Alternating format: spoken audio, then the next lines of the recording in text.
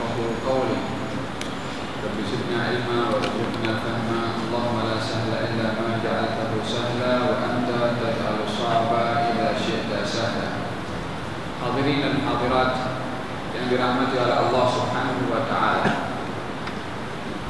bersama-sama kita memperbaharui syukur kehadirat Allah Subhanahu wa taala atas segala ketentuan yang ditentukan olehnya untuk kita untuk berada di sebuah tempat yang amat disenangi dan disukai oleh Allah, tempat turunnya rahmat, tempat turunnya ridha, tempat turunnya pembersihan dosa, dan tempat untuk seseorang bila mana berada di tempat itu menjadi tetamu yang dibelau oleh Allah Subhanahu wa taala, yaitu rumah Allah Subhanahu wa taala, yang keberadaannya di atas muka bumi ini adalah umpama bintang yang nampak cahayanya begitu indah oleh penduduk bumi. Demikian rumah Allah Subhanahu wa taala adalah merupakan bintang bagi penduduk langit untuk melihat cahaya daripada muka bumi ini, tempat-tempat seperti rumah Allah Subhanahu wa taala.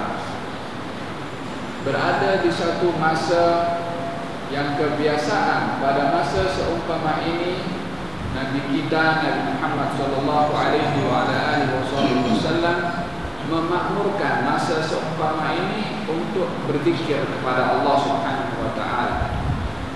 Dijadikan masa untuk berzikir pada waktu seperti ini, zikir yang khas untuk dibaca di waktu pagi dan mengajarkan kepada kita baginda Rasulullah sallallahu alaihi wasallam zikir-zikir itu untuk kita melazimkan diri di waktu pagi menyebut mengingat kepada Allah, demi untuk memulai pagi kita atau hari kita dengan mengingat kepada Allah Subhanahu wa taala.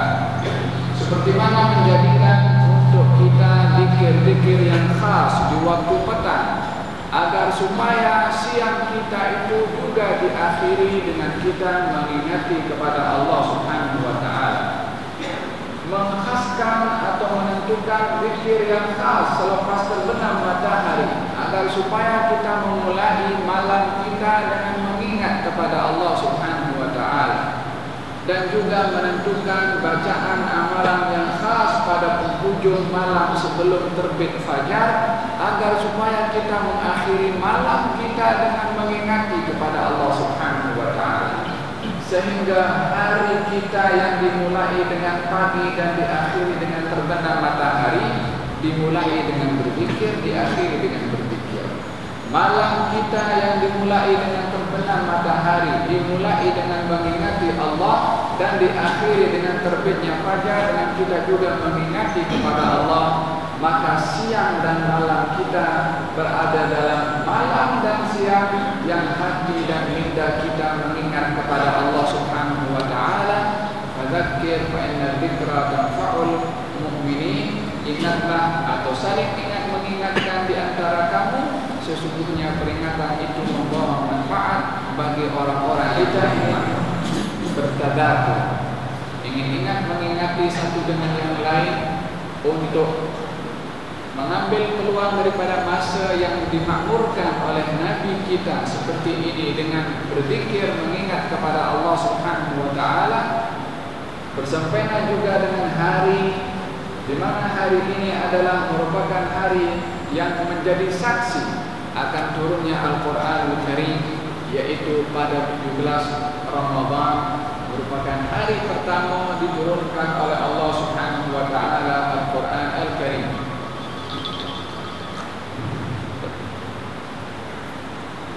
Di dalam Al-Quran, dalam surat Al-Baqarah, Allah Subhanahu wa taala berfirman, "Syahrul Ramadan alladzi unzila fihi al-Qur'an hudan lin-nasi wa bayyinatin minal huda wal furqan."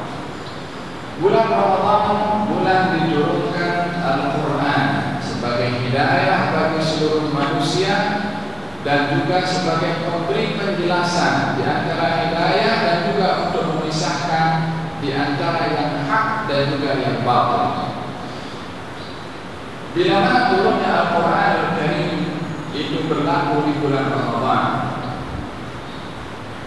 Walaupun tarikhnya ada perbezaan antara satu dengan yang lain, tapi bila mana kita merujuk kepada keseluruhan pandangan para ulama mengatakan bahwasanya yang diturunkan di bulan Ramadan itu termasuk kitab-kitab samawi yang dahulu, termasuk suhuf yang diturunkan oleh Allah kepada Nabi Ibrahim, itu adalah berlaku di bulan Ramadan. Di dalam Musnad Imam Ahmad bin Hanbal juga Imam Tabarani menyebutkan bahwasanya suhuf Nabi Ibrahim itu diturunkan pada awal bulan Ramadan. Taurat pada minggu pertama bulan Ramadan atau hari ke-8. Injil pada pertengahan bulan Ramadan dan juga Al-Quran selepas itu. Ringkasnya kitab-kitab sebelum Al-Quran pun juga diturunkan oleh Allah Subhanahu wa Ta'ala di bulan Ramadan. Bulan Ramadan menjadi saksi kepada turunnya seluruh wahyu yang diturunkan oleh Allah Subhanahu wa Ta'ala kepada para anbiya. Dipilihnya bulan ini sebagai bulan turunnya risalah dari Allah Subhanahu wa Ta'ala, menunjukkan akan kemuliaan bulan Ramadan al-Mubarak. Pada hari ini juga adalah merupakan hari yang dicatatkan oleh ahli sejarah, merupakan hari peperangan terbesar di dalam Islam, yaitu peperangan Badar. Tidak berlebihan bila mana saya mengatakan dipilihnya hari berlakunya perang Badar pada 17 Ramadan dengan bertepatan hari turunnya Al-Quran Al-Karim, akan adanya kesinambungan persamaan antara dua kejadian yang bersejarah ini.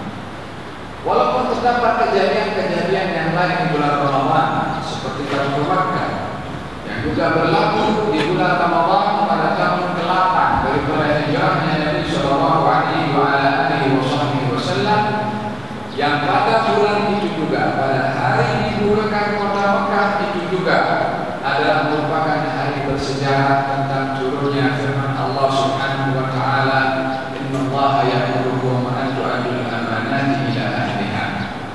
Sesungguhnya Allah menyuruh kamu untuk menyampaikan amanah kepada Tuhan yang punya amanah.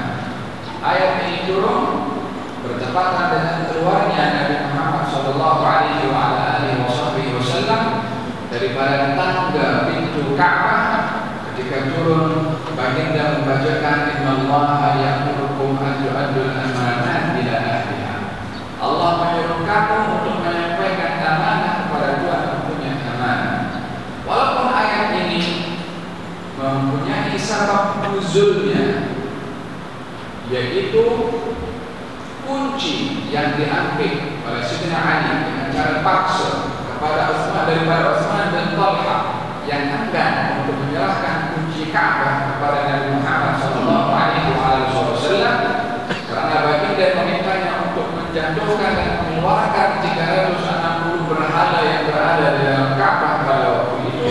Maka Sayyidina Ali mengambilnya dengan paksa kunci Ka'bah daripada Utsman dan Talha yang tidak masuk Islam pada waktu itu, kemudian diserahkan kunci itu oleh Sayyidina Ali kepada baginda Rasulullah, dan baginda membuka kunci Ka'bah lalu menjatuhkan seluruh berhala itu turun daripada pintu Ka'bah. Baginda menyerahkan kunci itu balik kepada Sayyidina Ali untuk dikembalikan kepada Allah. Diturunkan ayat tadi oleh Allah Subhanahu wa Ta'ala. Nabi bersabda, bagi tahu kepada Utsman dan Talha, tidak ada yang mengambil kunci ini daripada dia, melainkan dia adalah orang yang paling. Maka diserahkan kunci itu balik oleh Sayyidina Ali kepada Utsman dan Talha. Lalu Utsman mengatakan, kenapa hari ini kamu kembalikan dengan begitu sopan santun dan lemah lembut, sementara tadi kamu merampas dan mengambilnya dengan paksa daripada aku? Kata Sayyidina Ali, diturunkan kepada kami ayat Al-Quran agar supaya kami menunaikan amanah kepada Tuhan yang punya amanah. Utsman dan Talha mengatakan, agar kamu menurunkan untuk mengembalikan amanah kepada Tuhan yang punya amanah aku dalam keadaan tidak beriman kepada Allah, kepada Tuhan yang menurunkan ayat kepada kamu. Demikian kata Sayyidina Ali, dia datang kepada Rasulullah dan mengucap asyhadu an la ilaha illallah wa annaka Rasulullah, beriman kepada Nabi sallallahu alaihi wasallam. Itu pun berlaku di bulan Ramadan. Persamaannya antara nuzulul Quran dengan kejadian perang Badar, walaupun ada di situ kejadian-kejadian yang lain di bulan Ramadan, disebabkan oleh karena turunnya Al-Quranul Karim itu pada malam yang diberkati oleh Allah. Malam itu adalah merupakan malam turunnya para malaikat dengan beramai-ramai. Bukankah kita diperdengarkan di dalam Al-Quranul Karim tentang turunnya inna anzalnahu fi lailatul qadri wa ma adraka ma lailatul qadr, lailatul qadri khairun min alfi syahrin tanazzalul malaikatu war ruhu fiha bi idzni rabbihim min kulli amr. Pada malam Lailatul Qadar, malam turunnya Al-Quranul Karim, adalah malam turunnya ramai para malaikat, termasuk juga Jibril alaihissalam. Pada kejadian peperangan Badar itu juga yang berlaku bertepatan pada malam turunnya Al-Quranul Karim, malam 17 Ramadan. Allah ketika menceritakan di dalam Al-Quranul Karim kisah perang Badar, maka ketika menyebut tentang perang Badar, bahkan Allah Subhanahu wa taala menyebutkan hari, yaitu perang Badar, hari diturunkan Al-Quran. Hari perang Badar, hari diturunkan Al-Quran. Kata Allah Subhanahu wa taala di dalam Al-Quranul Karim menunjukkan adanya kesinambungan antara turunnya Al-Quran pada malam Lailatul Qadar pada 17 Ramadan dengan hari peperangan Badar, sebab turunnya Al-Quran pada malam Lailatul Qadar, malam turunnya ramai para malaikat. Demikian peperangan Badar yang berlaku pada tahun kedua daripada hijrahnya Nabi Muhammad sallallahu alaihi wasallam, yang mana Allah Subhanahu wa taala menghantarkan bukan 1000 malaikat, bukan 3000 malaikat, 5000 malaikat diturunkan oleh Allah Subhanahu wa taala untuk menyaksikan peperangan Badar. Peperangan Badar yang disaksikan ramai para malaikat. Hari itu sebelum berlakunya peperangan Badar, yaitu hari ketika nuzulul Quran, ramai para malaikat juga turun. Adanya persamaan antara nuzulul Quran dengan berlakunya peperangan Badar, dengan ramainya para malaikat yang menyaksikan dua kejadian yang amat bersejarah bagi umat Islam. Apa yang akan diperbicarakan tentang golongan orang-orang yang ditemani oleh 5000 para malaikat menyaksikan peperangan bersama dengan mereka. Apa yang akan untuk dikisahkan tentang keagungan dan kemuliaan mereka yang Allah Subhanahu wa taala menurunkan makhluk termulia yang tak pernah bermaksiat kepada Allah untuk menghadiri bersama dengan mereka orang-orang yang hadir dalam peperangan Badar. Peperangan pertama yang diwajibkan oleh Allah Subhanahu wa taala, dan ianya adalah merupakan peperangan pertama yang dihadiri oleh kaum muslimin pada puasa pertama setelah diwajibkan oleh Allah Subhanahu wa taala. Ianya peperangan pertama pada tahun kedua, dan ianya adalah merupakan peperangan yang berlangsung dalam keadaan mereka berpuasa di bulan Ramadan, sebab turunnya kewajiban berpuasa di bulan Ramadan sebulan sebelum berlakunya peperangan Badar, yaitu bertepatan pada bulan Syaban. Turun firman Allah Subhanahu wa taala, kutiba alaikumus syiyam kama kutiba alal ladzina min qablikum la'allakum tattaqun, diwajibkan kepada kamu berpuasa seperti mana diwajibkan kepada umat sebelum kamu, semoga kamu menjadi orang yang bertakwa. Ayat itu turun di bulan Syaban. Bulan Ramadan adalah bulan pertama pada tahun pertama berpuasa kaum muslimin, dan pada tahun itu juga berlaku peperangan Badar. Mereka berjihad di jalan Allah Subhanahu wa taala, berperang di jalan Allah Subhanahu wa taala dalam keadaan berpuasa. Bagaimana tidak akan disaksikan oleh para malaikat, sementara itu adalah merupakan satu dugaan, satu ujian ujian dari Allah Subhanahu wa taala yang begitu berat, sudahlah berperang. Berlaku di bulan Ramadan, itu pun kali pertama bermula mereka diwajibkan untuk berpuasa, langsung berlaku peperangan yang dihadiri oleh mereka, tentunya akan menjadi saksi oleh ramai para malaikat alaihimussalam.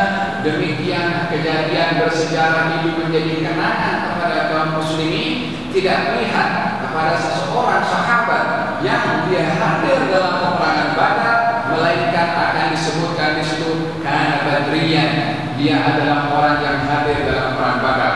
Bila mana melihat kepada seseorang yang hadir dalam perang Badar, akan berbeza penilaian mereka kepada orang-orang yang hadir dalam perang Badar, sebab mereka yang hadir dalam perang Badar itu amatlah dimuliakan oleh Allah dan oleh baginda Rasulullah sallallahu alaihi wasallam, sehingga kata Jibril mengatakan kepada baginda Rasulullah, apa yang kamu boleh berikan penilaian kepada sahabat-sahabat engkau wahai Muhammad yang hadir bersama dengan kamu dalam perang Badar?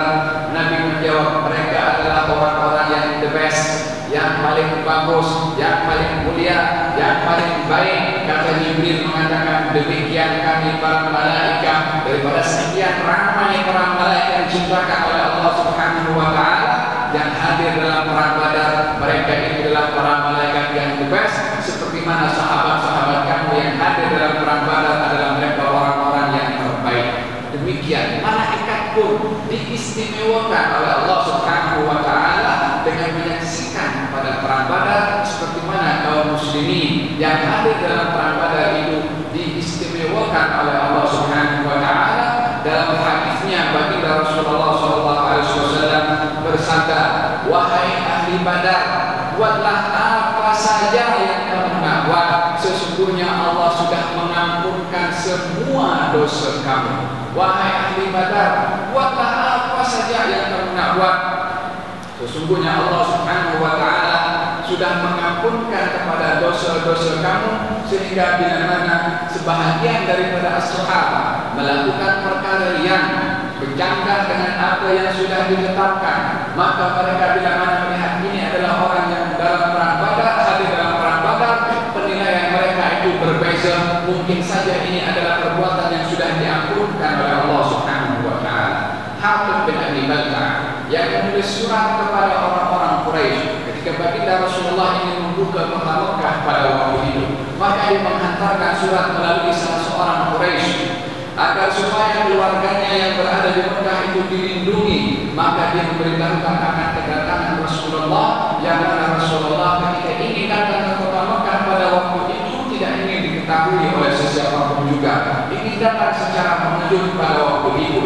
Maka ketika surat itu dibawa oleh salah seorang dan diberikan kepada seorang wanita untuk dibawa ke Mekah dan disampaikan kepada pembesar-pembesar Quraisy, baginda Rasulullah mendapat tahu akan hal tersebut melalui wahyu. Maka baginda menyuruh Sayyidina Ali dan seorang sahabat Nabi untuk mengejar kepada wanita itu dan mengambil merampas balik surat yang dihantar oleh Hatib bin Abi Balta'ah. Maka didatangi wanita itu, dijumpai oleh Sayyidina Ali bin Abi Thalib. Maka ditanya, mana surat yang diserahkan kepada kamu untuk kamu bawa pergi ke Mekah? Wanita itu mengingkari karena mendapat satu hati untuk menyampaikan surat tersebut. Maka dia mengatakan, saya tak membawa surat apapun juga. Maka cek di punya bag apa semua, tak jumpa apapun, apa-apa surat. Maka kata Sayyidina Ali mengatakan, ini antara dua, kamu yang berdusta atau Rasulullah. Kalau Rasulullah tak mungkin berdusta, tapi kalau kamu berdusta mungkin. Bagi surat itu, kalau tidak aku telanjangi engkau di sini, kata Sayyidina Ali bin Abi Thalib. Barulah dia menyerah diri, disimpan di dalam dia punya baju, diambil surat itu diberikan kepada Sayyidina Ali bin Abi Thalib, memegang kepada. Dan kita akan suruh itu benda-benda yang tak ada. Nabi bercakap berdasarkan dengan wahyu, tapi wanita itu yang menipu. Maka pada akhirnya diserahkan surat itu, dibawa kepada Rasulullah sallallahu alaihi wasallam. Maka kata Sayyidina Umar bin Khattab mengatakan, ya Rasulullah, da'ni adrib unuqa. Ya Rasulullah, biarkan saya potong kepala orang ini. Ini Hatib bin Abi Balta'ah. Kata Nabi Muhammad sallallahu alaihi wasallam, dia itu adalah orang yang hadir dalam perang Badar. Kata baginda Rasulullah sallallahu alaihi wasallam, yang pada akhirnya Hatib bin Abi Balta'ah mengemukakan hujjah sebab apa surat itu disebabkan oleh kerana tiada daripada kaum muhajirin yang ada di Madinah pada waktu itu melainkan mempunyai keluarga di Mekah yang boleh melindungi keluarga-keluarga yang lain. Maka saya ada keluarga yang tak punya sesiapa yang boleh melindungi kepada mereka bila mana berlaku peperangan datangnya kaum muslimin ke kota Mekah. Maka saya ingin meminta kepada orang-orang yang berbesar-besar Quraisy dengan saya memberitahu kepada mereka agar supaya mereka menjaga ahli keluarga saya, kata Hatib bin Abi Balta'ah. Ringkasnya adalah baginda ketika diminta oleh Umar bin Khattab bahwasanya Umar bin Khattab akan bunuh kepada orang itu, Nabi menjawab dia itu adalah orang yang hadir dalam perang. Sehingga dalam hal yang sedemikian diangkat derajat orang-orang yang hadir dalam perang Badar disebabkan oleh kerana peperangan itu adalah peperangan yang Allah Subhanahu wa taala menjadikan keridhaannya bukan hanya pada waktu itu melainkan berterusan sampai masa yang mana majlis itu didapati ramai oleh kaum muslimin yang hadir. Dan pada waktu majlis begitu padat, maka baginda Rasulullah SAW melihat seseorang yang baru datang. Seorang itu adalah orang yang pernah juga hadir dalam peperangan Badar. Maka baginda Rasulullah SAW menoleh ke kanan dan menoleh ke kiri. Mungkin ada ruang yang kosong untuk diminta orang itu datang dan duduk di tempat itu. Maka baginda Rasulullah ketika tidak mendapati ruang, baginda meminta kepada seseorang untuk memberikan ruang supaya rapat lagi bagi ruang. Kalau orang itu yang datang supaya dibagi ruang disebabkan oleh kerana dia itu adalah orang yang hadir dalam peperangan Badar. Bukankah ada di dalam majlis itu seseorang yang duduk di tempat di mana saf itu berakhir? Saf berakhir sepatutnya orang itu duduk di sini.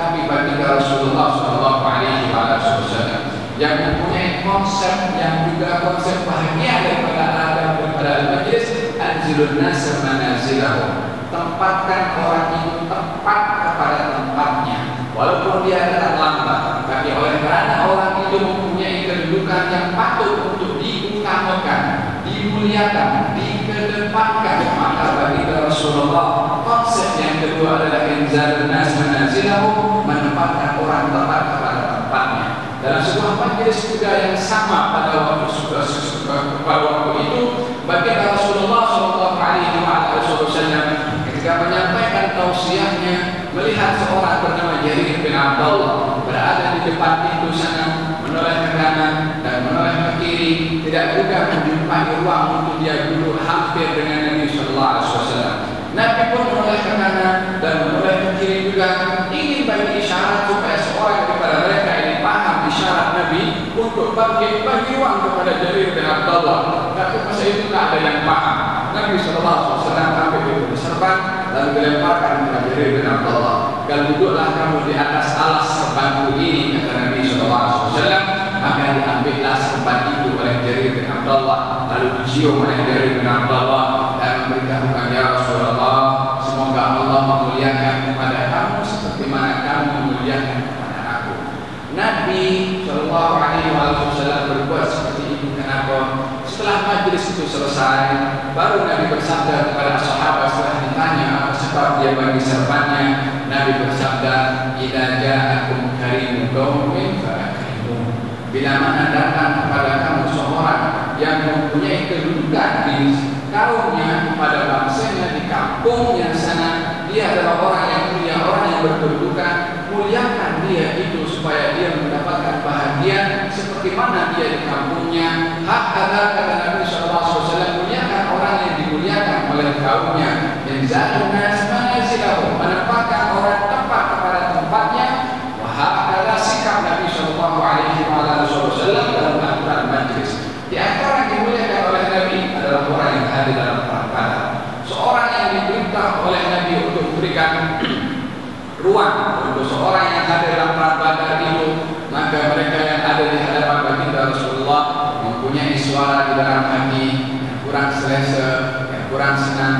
Pasal dia didahulukan, kita pun sama-sama sahabat juga, kita yang datang awal, dia yang datang lewat, tapi dia kenapa diletakkan di hadapan kita pun disuruh merapat satu dengan yang lain.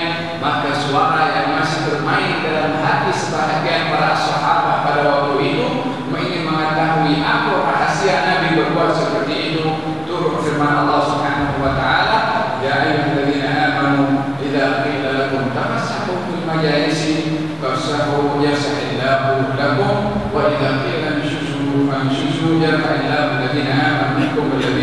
al-ilma darajat. Wahai orang-orang yang beriman, bila mana diperintahkan kepada kamu untuk memberi ruang dalam sebuah majlis, berilah ruang. Allah akan memberi ruang kepada kamu. Bila mana kamu diperintahkan untuk bangkit sana, maka bangkitlah. Allah Subhanahu wa taala akan mengangkat derajat orang-orang yang beriman dan orang-orang yang berilmu dengan derajat-derajat yang tinggi. Wasyahid adalah hikmah kenapa Nabi suruh mereka merapat dan bagi ruang kepada satu orang yang baru datang, sebab orang itu adalah hadir dalam peperangan Badar. Sampai sedemikian ingatan Nabi SAW bahkan para malaikat dengan kejadian bersejarah peperangan Badar itu menjadi saksi kepada setiap individu yang hadir dalam peperangan Badar itu untuk dimuliakan pada setiap keadaan.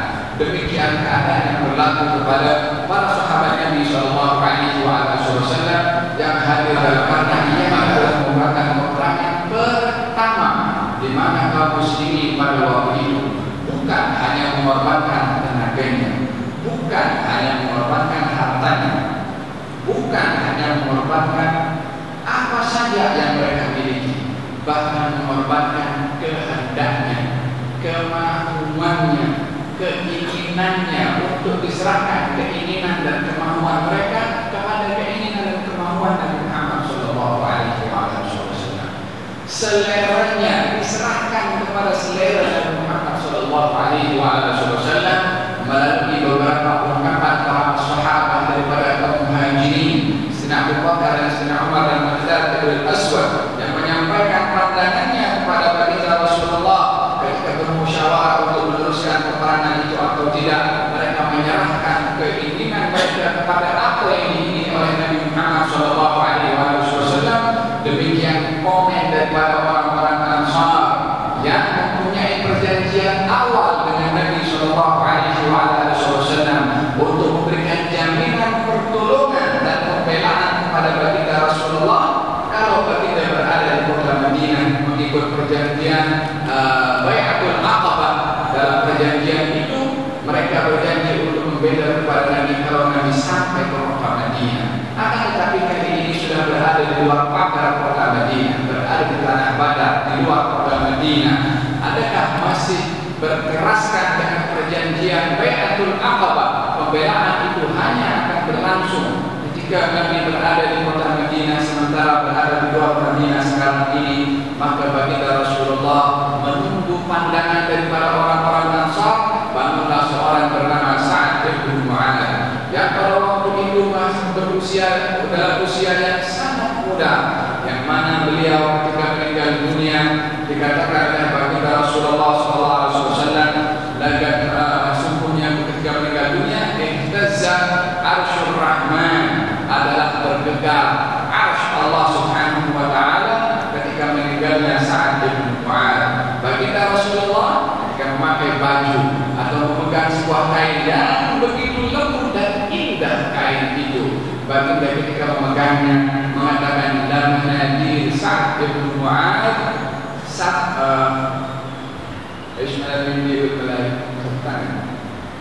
sapu tangan Sa'ad bin Mu'adz itu adalah lebih indah daripada kain ini yang begitu lembut dan juga indah.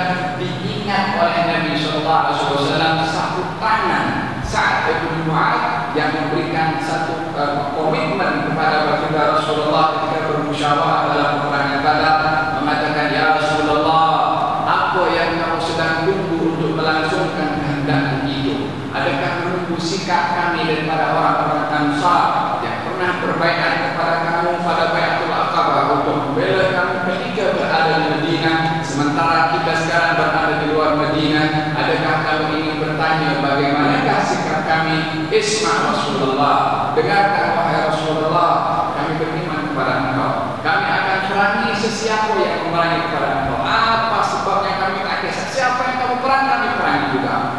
Kami akan berdamai kepada sesiapa yang engkau juga berdamai. Tak kisah siapa orang itu. Kalau kau akan berdamai, kami pun akan berdamai. Ikut kepada engkau ya Rasulullah. Ya Rasulullah, kalau di hadapan kami ini ada lautan yang dalam dan engkau ingin menyeberangi lautan ini, tak seorang pun daripada kami yang akan lari ataupun tidak mengikut kepada engkau.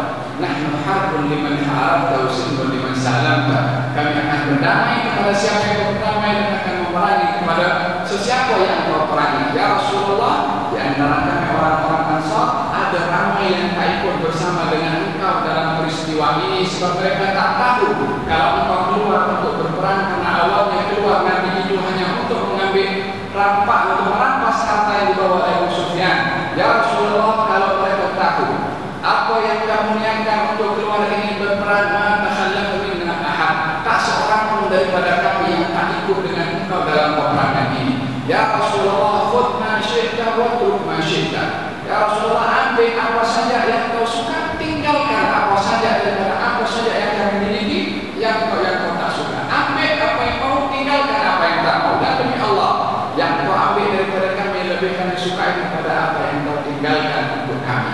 Demikian komitmen orang-orang Ansar kepada Nabi Sallallahu Alaihi Wasallam dalam peperangan Badar itu, yang menyebabkan mereka adalah diagungkan dan dimuliakan oleh Allah Subhanahu wa Ta'ala. Syaratakum wa litatma'inna qulubukum bih wa man nasru illa min indillah.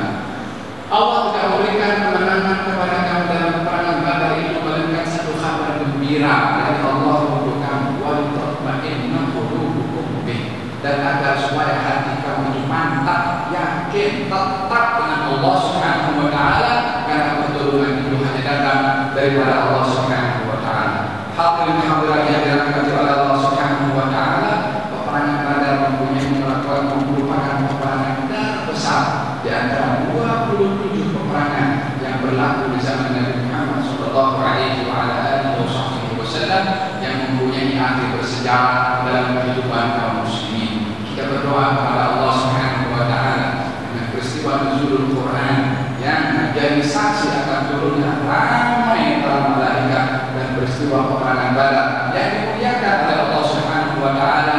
Mereka yang hadir dalam peperangan Badar itu dengan keistimewaan yang luar biasa.